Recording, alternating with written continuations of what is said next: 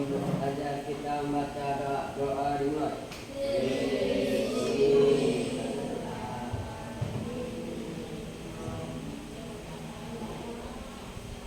Selesai. Terima kasih. Ibu Bapak sudah mengira. Baik, Ibu absen terlebih dahulu. Siapa yang tidak hadir? Deska. Kita doakan Deska bisa masuk ke pertemuan ini. Ya. Baik, sebelum kita memulai pelajaran pada hari ini, ya, kita akan melakukan teknik stop terlebih dahulu, ya. Kalian lihat video yang sudah ditampilkan. Amati nafas, amati perasaan, pikiran, dan berikan kembali aktivitas.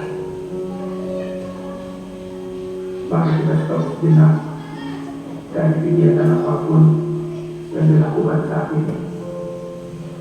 Mari istirahatkan sejenak fisik dan mental selama kurang lebih 3 menit saja. Sebelum mulai, silakan Bapak Ibu duduk senyaman mungkin. Bapak Ibu bisa menggeser posisi duduknya agar lebih nyaman. Cobalah duduk tidak membungkuk, tetap tegak, tetapi kedua bahu tetap rileks. Ya, seperti itu. Mari rasakan kursi yang menopang tubuh Anda. Rasakan kedua telapak kaki bertumpu pada lantai. Silakan letakkan tangan pada pangkuan atau di atas meja. Rileks.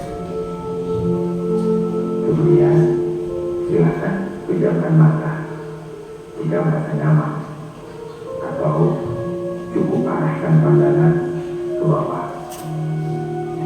Rileks. Amati nafas. Amati nafas masuk dan keluar. Bernafaslah seperti biasa.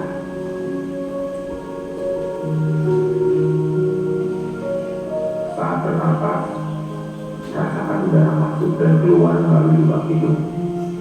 Rasakan abdomen yang turun naik saat bernafas.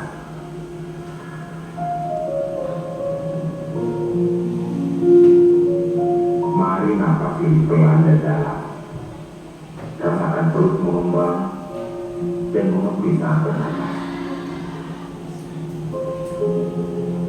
Mari Bapak Ibu bernafas lebih dalam.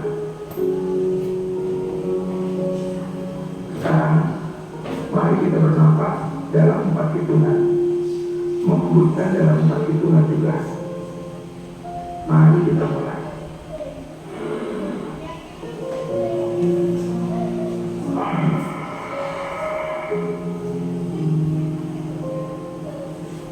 Amati tubuh yang terasa lebih rileks saat mengeluarkan nafas. Mulai dari otot wajah, sekitar dahi, kelopak mata, pipi, rahang, dan dagu. Kemudian kedua bahu, lengan atas, dan jari jemari Anda. Amati nafas yang lebih tenang dan pelan. Amati perasaan Anda saat ini. Tarik nafas,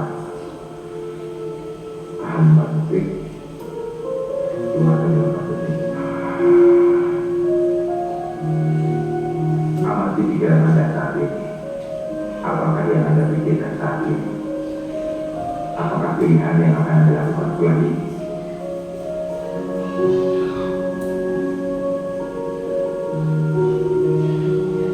Baik, kita akhiri lagi dengan 1 kali nafas yang lebih panjang dan perlahan. Mari kita hitung dari hitungan 5 untuk menarik nafas dan 5 hitungan 3 untuk membuang nafas. Mari kita mulai.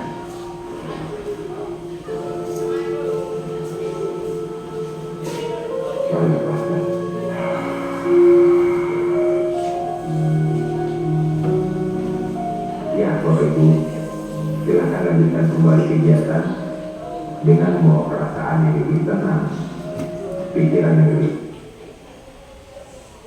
dari mindfulness teknik stop yang sudah Ibu tayangkan tadi. Apa perasaan kalian setelah melakukan apa yang kalian lihat dalam tayangan ini? Tenang, sekali lagi.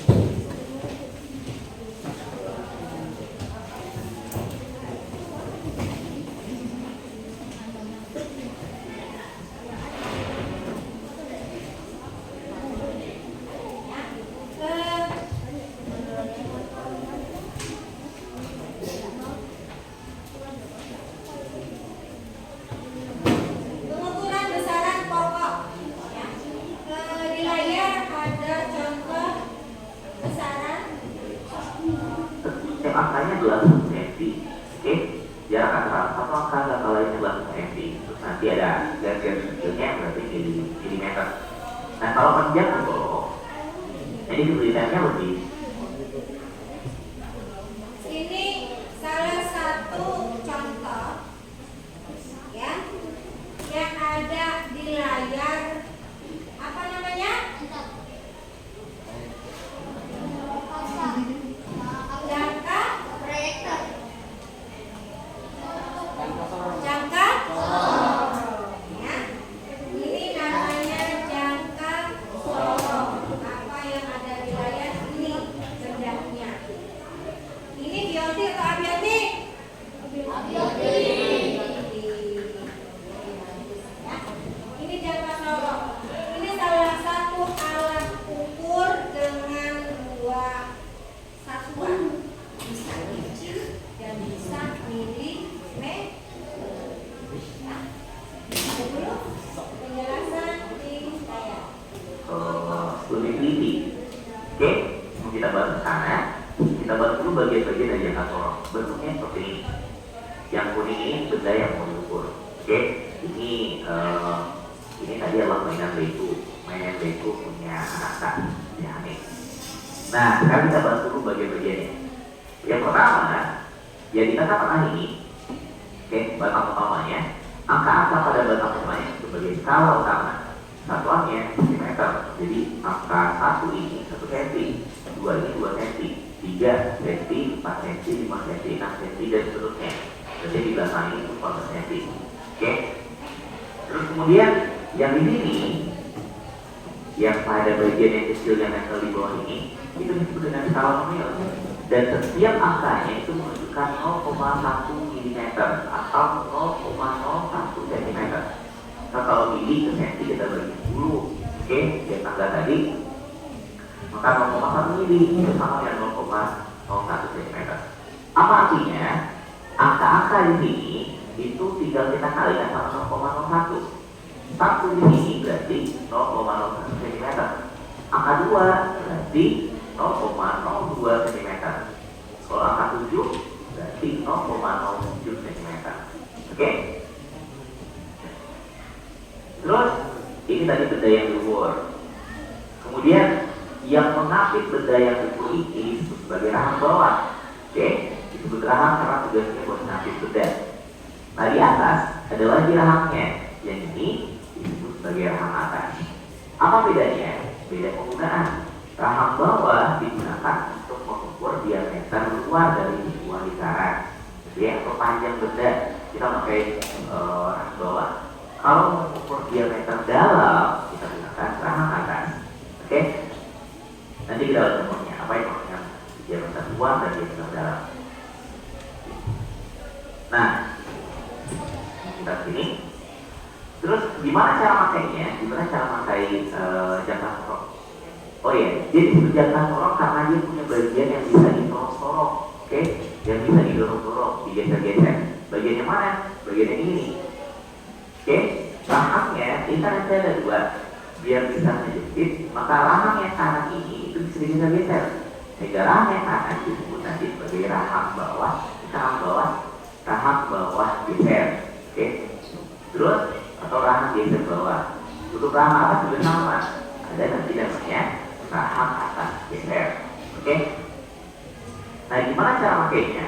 Untuk memahami cara menggunakan jangka sorong ini, silahkan nonton video ini dulu. Nah, video ini. Kita akan nonton pengukuran jangka sorong. Tapi kita tahu jangka sorong digunakan untuk mengukur sesuatu yang biasanya ukurannya lebih kecil, dan kalau pakai bagian hasilnya akan kurang tinggi. Baik ya, itu secara singkat penggunaan jangka sorong ya. Nanti kelompok kalian bisa mempraktikkan sendiri penggunaan jangka sorong. Baik, selanjutnya Ibu juga punya namanya mikro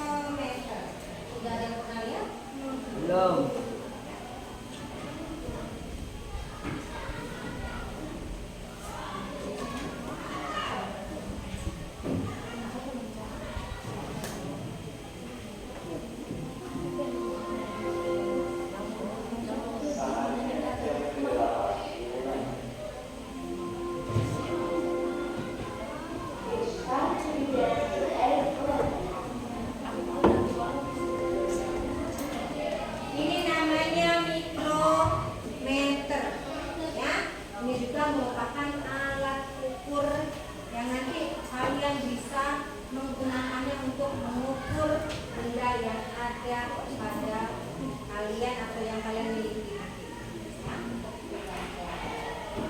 Kemudian ibu juga punya apa? Ada yang tahu? Ada yang tahu? Ada yang tahu? Stop. Wah, untuk apa gunanya? Mengukur waktu pada saat kecepatan lari. Oke, paham ya?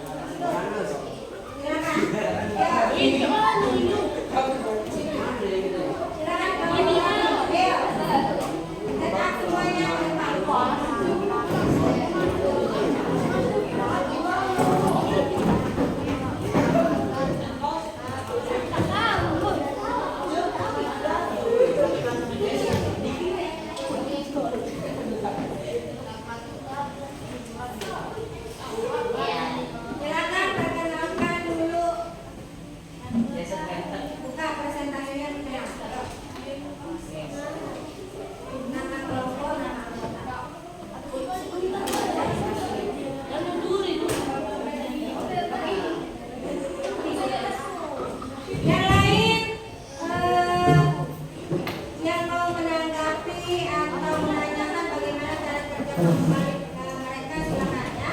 Silakan menyimak, yuk kelompok ukurannya. Waalaikumsalam warahmatullahi wabarakatuh. Jawab kamu.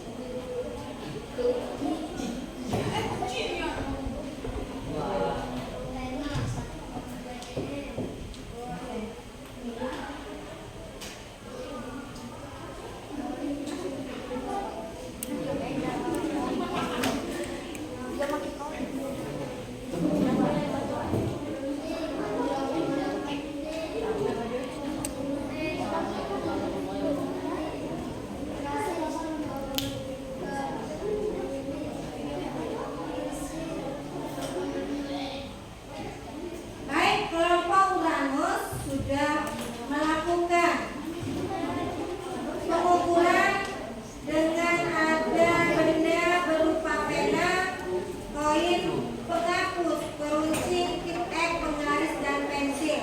Ya, jadi pena tadi mereka mendapatkan ukuran 1,2 mm, koin 2,7 mm, penghapus 1,6 mm, peruncing 2,8 mm, tip X 3,7 mm, penggaris 2,3 mm dan pensil 0,5. Silakan kelompok lain yang ingin menanggapi.